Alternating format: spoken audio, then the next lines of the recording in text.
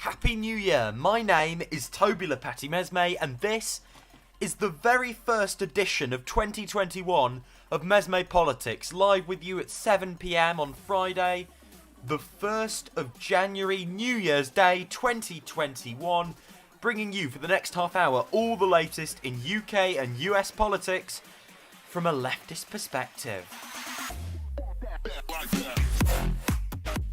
That's right, we're at it for a whole new year and we are on every day. Please subscribe to this YouTube channel, or if you like what you hear, or get in touch at any time in the chat. Please share this with your friends. We're all about opening up a discussion, a dialogue, and taking on the hegemony of establishment talking points in Britain's mainstream media. So, Happy New Year 2021. It's all set to be a fascinating year in worldwide politics with so many dynamics and battlegrounds up for play, and any number of conclusions that we could have reached by December 2021. Let's delve into what the year will hold for key political constituencies.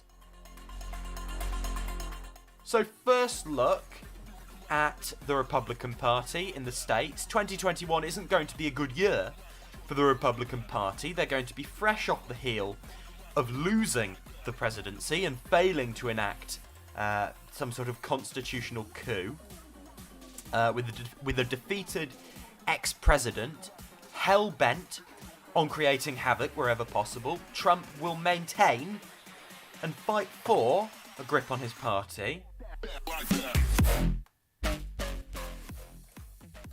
and of course cause chaos for Republican elected officials, prompting intra-party conflict that'll only benefit their opponents. Mitch Mcconnell will be the biggest player legislatively, reprising his role as Chief of Obstruction, the success of which will depend on Senate control, but will stymie democratic reform to a lesser or a greater extent either way. But Trump will loom large with the base and the populist heart of the Republican Party. Meanwhile, looking at Prime Minister Johnson and the Conservatives, the Tories, Johnson will face another test. He's already set to fail, leading Britain through the lowest point of this pandemic. By all accounts, this will be yet another too little too late disaster, causing disruption and misery for millions and unnecessary deaths for thousands upon thousands of citizens. By all accounts, this could be the year a fatigued and beaten down Johnson resigns. If so, we'll see a revitalised Tory party with a fresh-faced Prime Minister Sunak. The light at the end of the tunnel will be the vaccine rollout, and if Johnson pulls that off, the party he leads may have life in it yet, and may be able to redeem its 2024 prospects and have a comfortable showing, at the least, in the 2021 elections. Brexit may cause delays, but any pain won't be clear in the midst of the pandemic, and Johnson and his party will enjoy the political capital of having got Brexit done. Looking at Joe Biden and the Democrats in the States, this year will be the making of the Biden presidency. In comparison with the Trump administration, regardless of what's achieved legislatively, Biden's style and competence will enamour him with the American public as he leads them through and out of a dark winter and into an economic recovery and beginning of the end of the nightmare. His ratings will likely skyrocket and we'll see rally around the flag finally kick in, unless there are some truly dire pandemic failings to match the Trump administration's. Democrats will try to pass the $2 trillion stimulus package and possibly more after that, and fight to own the economic recovery. Nancy Pelosi will try to nail in some wins on the way out, and Chuck Schumer will flail in opposition, or indeed come into his own, pushing bold priorities with the likes of Elizabeth Warren in his role as majority leader. There are relatively hopeful prospects of reforms being made with the Senate and a push for an inclusive recovery. If not, more stagnation and gridlock await. Congressional Democrats have a good year lined up, but it will be fraught, and may be the breaking of their 2022 prospects. Confrontation and conflict between moderates and progressives will hit fever pitch in 2021. And finally, looking at Keir Starmer and the UK's Labour Party, Starmer's prime ministerial ambitions will in great part hinge on how he fares throughout 2021. He has a chance to prove his appeal in 2021, with decent prospects of mobilising discontent at pandemic mismanagement and turning it into a Labour mandate. He may be derailed if he doesn't make peace with the left. He'll set out his vision for the country and attempt to show what exactly a Starmer government would look like, what it would do. Labour will either sink back into irrelevance as the government rejuvenates, or find itself the beneficiary of the ongoing shitstorm of Tory incompetence. If they play their cards right, they'll end 2021 with a healthy polling lead, a comfortable local elections win, and a solid chance of forming the next government. If things don't blow that way, things may rapidly deteriorate, with a financially bankrupt and divided party at war with itself, a locals meltdown losing ground to both the Tories and the Lib Dems, and a rejuvenated government pulling ahead and certain to win in 2024. So, let's get stuck into 2021 and watch it all unfold. To you and yours, I hope it's better than 2020. And welcome along. Thank you for joining us. Someone says based Trump. I can only assume it's ironic. Yeah. Based chaos. Deirdre says Happy New Year to you too. Thank you very much. Now, let's hear our leaders, our Prime Minister and our prospective Prime Minister's New Year's Eve messages. This is Boris Johnson's message as we head into 2021. Well, folks, we're coming to the end of 2020, a year in which the government was forced to tell people how to live their lives, how long to wash their hands, how many households could meet together, and a year in which we lost too many loved ones before their time. And so I can imagine that there will be plenty of people who will be only too happy to say goodbye to the grimness of 2020. But just before we do, I want to remind you that this was also the year when we rediscovered a spirit of togetherness, of community. It was a year in which we banged saucepans to celebrate the courage and self-sacrifice of our NHS staff and care home workers. A year in which working people pulled the stops out to keep the country moving in the biggest crisis we've faced for generations. Shop workers, transport staff, pharmacists, emergency services, everyone, you name it. We saw a renewed spirit of volunteering. People delivered food to the elderly and the vulnerable. And time after time, as it became necessary to fight new waves of the virus, we saw people unite in their determination, our determination, to protect the NHS and to save lives. Putting their lives, your lives, on hold, buying precious time for medicine to provide the answers. And it has. In 2020, we've seen British scientists not only produce the world's first effective treatment of the disease, but just in the last few days, a beacon of hope has been lit in the laboratories of Oxford.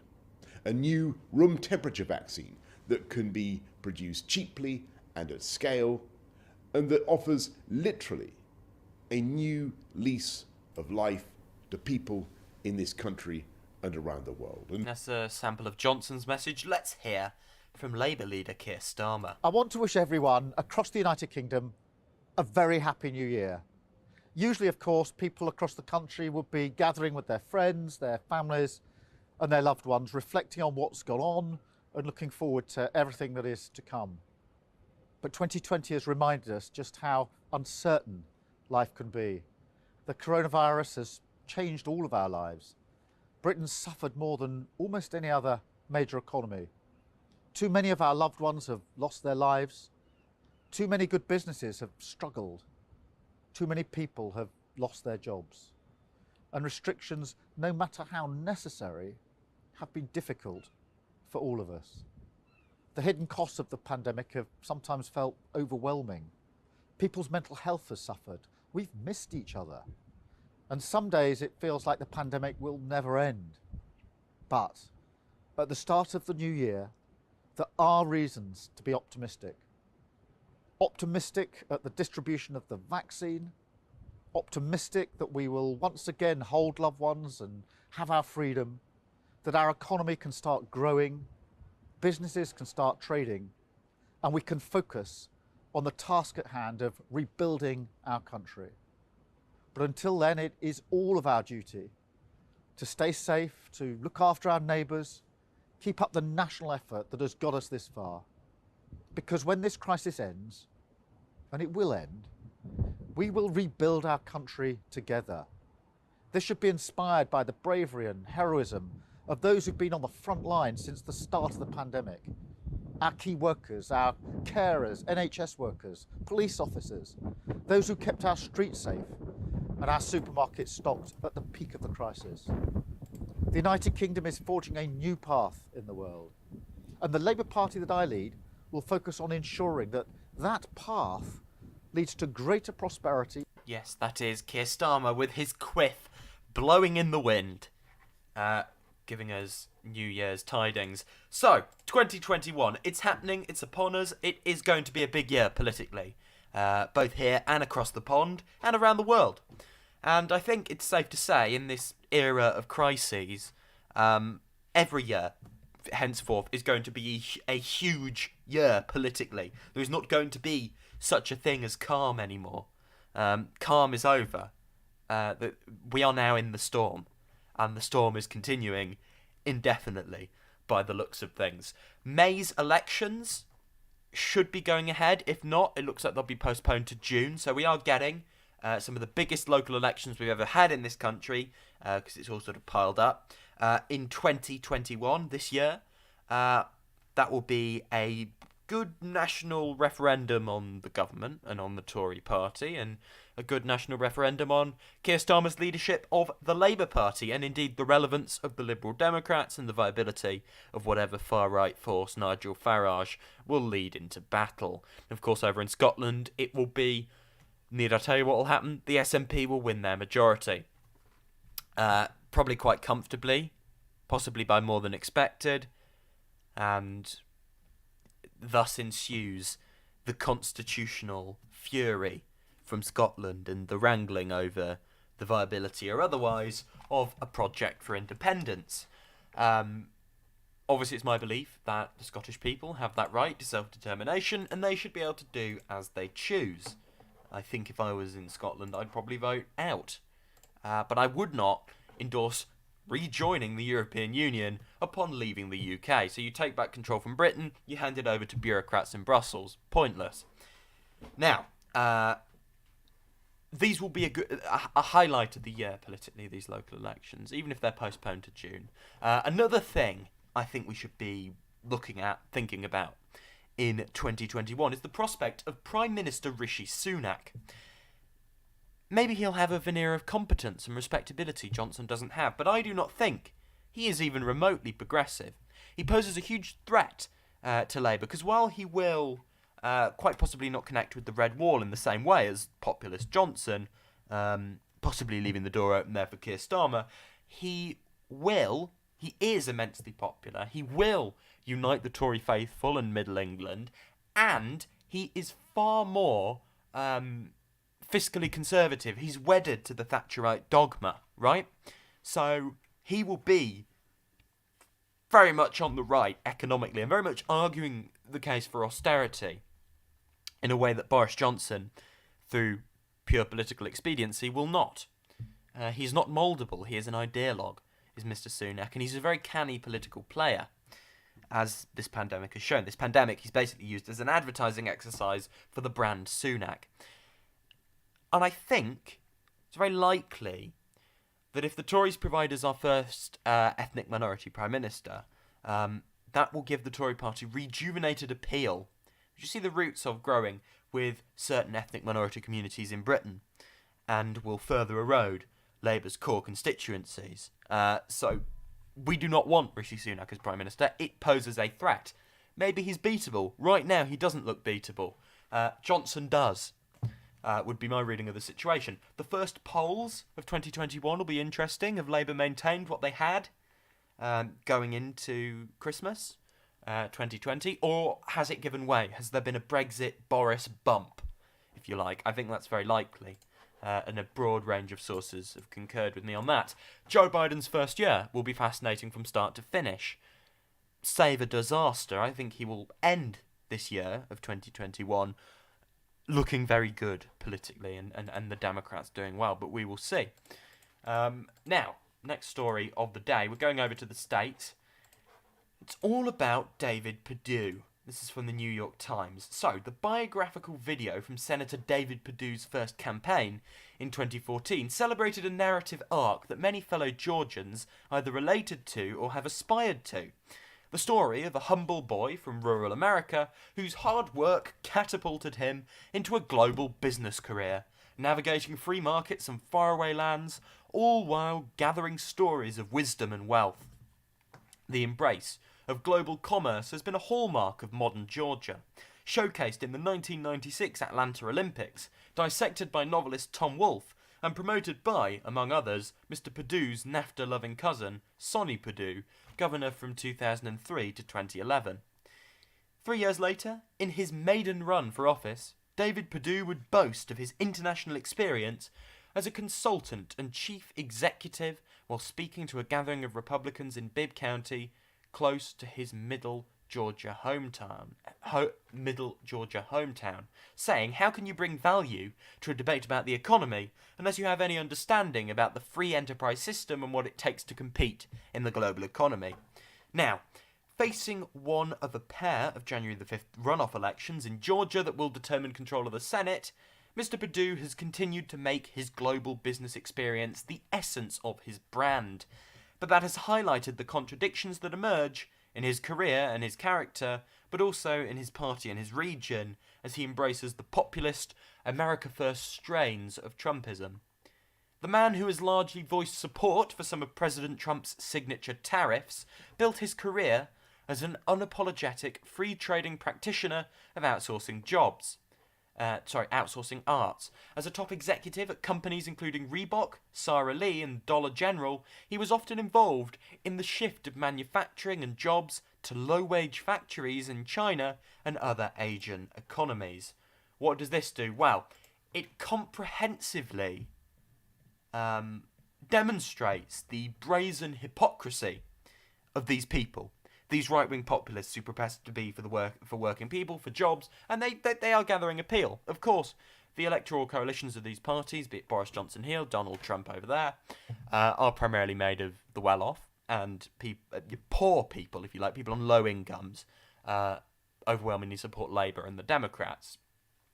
But they are eating into, as well as radicalised retired homeowners, they are working their way into elements of those working constituencies, which is very worrying to see. They will keep doing that unless populist offers are made. We'll have a listen to this from Secular Talk with Kyle Kulinski in 2014, and it is David Perdue apparently saying he's proud of outsourcing jobs. Let's have a listen. Helping to outsource jobs. He said, quote, "Defend it? I'm proud of it. This is a part of American business, part of any business. Outsourcing is the procurement of products and services to help your business run. People do that all day. I think the issue that people get confused about is the loss of jobs. This is because of bad government policies, tax policy, regulation, even compliance requirements. It puts us at a competitive disadvantage with the rest of the world. Even today, right now, this administration has policies going on that are decimating industries." Okay, let me decode that for you because I can speak Republican. What he's saying is, we got too many rules and red tapes and taxes and whatnot, so we need to take away all that stuff and make the United States of America like Bangladesh. Precisely. This is completely at odds. This is standard Republican dogma, but it is completely at odds with the populist America First veneer.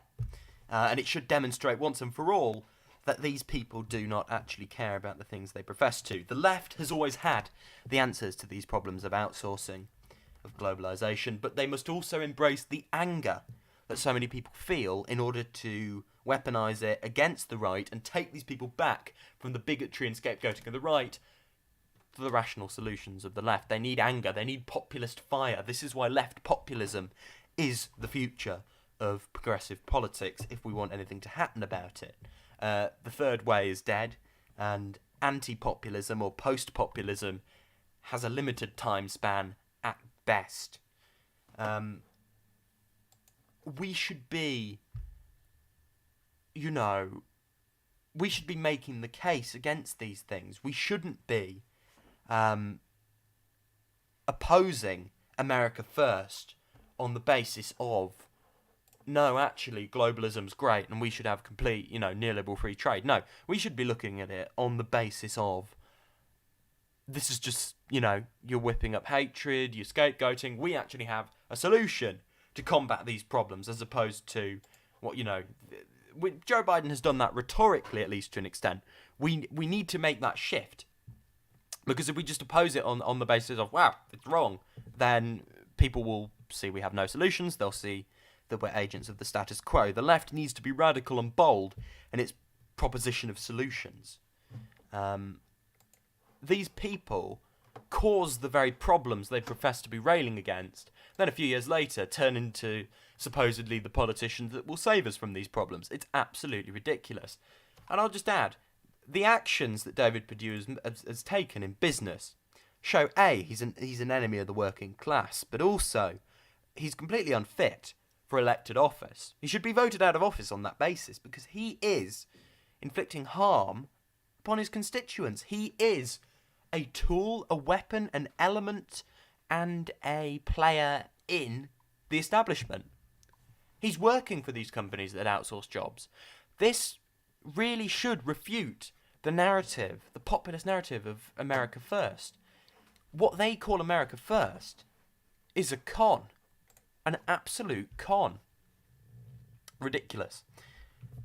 Now, on to the final story of the day. Residents of Dover feel betrayed. This is from The Guardian. It was all quiet on the Dover front in the hours after the UK left the EU, as lorries continued to avoid the port. But just minutes away, beyond the famous White Cliffs, the sense of fury over Brexit was palpable as local residents came to terms with a government letter they received on New Year's Eve telling them that from the summer, their rural idyll of farmland and ancient Roman ways would be transformed into a customs clearance lorry park for 1,200 trucks. The site is in addition to the Ashford Lorry Park, 22 miles away, that barricades fields behind 4-metre fences. Locals say they feel betrayed and trapped by the, quote, lies of the government over Brexit, just as they were looking forward to a new year. The letter from the Transport Minister, Rachel Maclean, advised them that the White Cliff sites had been purchased and would be used as an inland border facility, quote, from July. Now, this is all useless logistical management by the government, absolutely no care for the concerns of residents, and, complete disregard for the area, for a lot of the people there that voted for Brexit. The EU wants to make this whole thing sting. Of course they do. They're not going to make these logistical arrangements, which are admittedly huge. The British state is basically not equipped to handle them. They're not going to make them any easier. Britain didn't plan for the true realities of a substantial break with the single market, which of course we should have been doing for a long time. It goes right back to David Cameron refusing to plan for a leave vote. And since then, we've failed to plan for just about anything and thought that bluster could propel us over the hill and sunny uplands. We do have to remember, a lot of these, the queues, are not purely because of Brexit. A lot of it is because of COVID restrictions, and there is confected hysteria in the Remainer media, trying to make this is why we should have remained all along sort of thing. The first truck through the Eurotunnel and the first ferry at Dover have occurred after Brexit, which is of course good news. The sky hasn't fallen in, guys. It's all going. So the first truck, this is the sound of the first truck after Brexit heading on board the Eurotunnel. This is the sound of the first ferry arriving in the port of Dover after Brexit. The exit of the single market. Amazing. Very happy. Yes, to be first driver, not only for New Year, and first driver for Brexit. You know, for the new starting for UK, blah blah blah. That was a driver from Bulgaria, sounding very cheerful. The Brexit transition period has now formally ended, of course. New customs formalities now affect all travel between the UK and the European Union.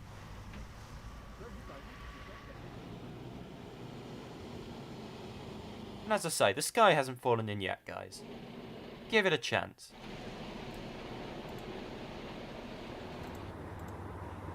So,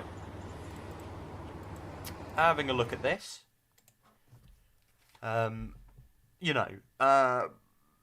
this is not going to do what you think. Brexit is not going to do what you think if you're on the sort of Remain and Reform or hard Remain aspects of the centre-left.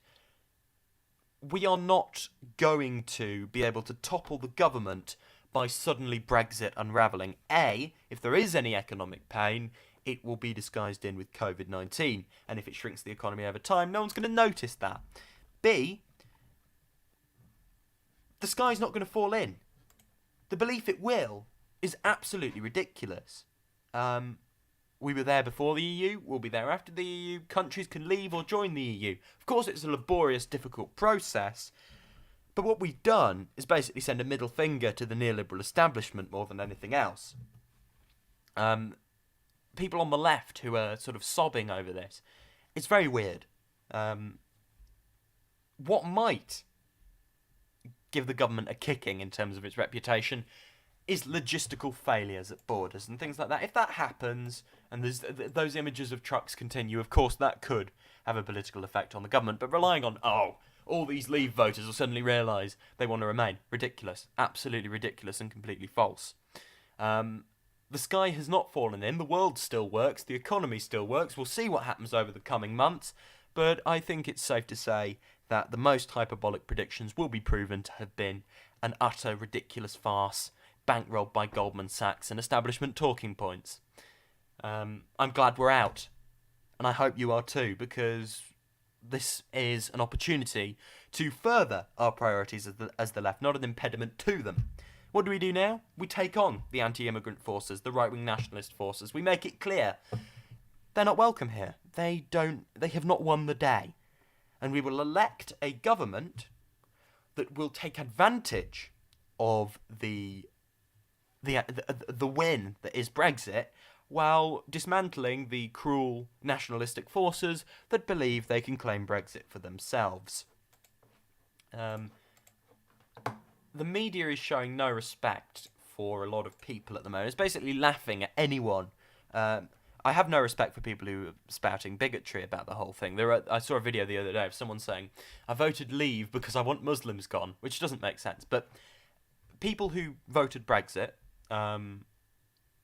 who maybe believed a promise made in the campaign that turned out to be utter lunacy, being treated with absolute disdain by the media and by the government. So a lot of people who voted Leave, communities who voted Leave, are going to be shafted by the economic policies of this government. But at the same time, because the Tory Brexit was never the right way to go, but at the same time, the media has no respect for these people. Sneering makes the whole culture war thing worse, because people are laughing at and sneering at people who happen to vote Leave.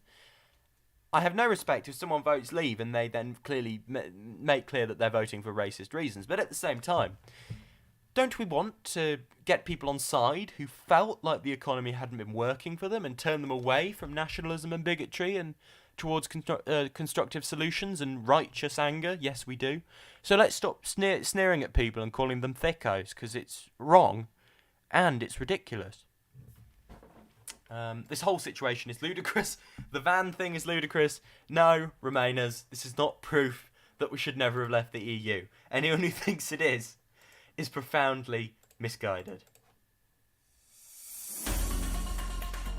Coming up to 7:30, and that is it from me today. Thank you very much for listening. Thank you very much for getting in touch. Please subscribe to this YouTube channel with notifications on. It is going to be a busy 2020, on with you every day without fail. We'll be with you 7 o'clock tomorrow, Greenwich Mean Time, with all the latest in UK and US politics from a leftist perspective. My name It's Toby Lepati Mesme, and this is MesmePolitics. If you have any comments on what we've been discussing on the show today, please get in touch. We can, if you send a message now, I'll read it out before the end of the show. You've got about 2 minutes left. Go, go, go, go, go. Any random political observations, thoughts, disagreements, whatever it is, get in touch, please. Would love to hear from you. It's going to be a busy week next week. I will be watching the congressional confirmation, where Mike Pence will have to preside over the Electoral College votes going through. That may be an unmitigated disaster, or it may descend into farce. It may go on for hours. If it does, then I will... there's every chance I could miss the show. If it goes on for 10 hours, I'll be observing it for 10 hours. But we'll hear about that closer to the time. But we will be reporting on all of that on MesmePolitics. Of course we will. Over the weekend, it doesn't look like a huge amount is going to happen. Keep your eyes peeled for the first opinion polls of 2021. That is really the next big thing. That's what I want to see. I want to see where it's gone.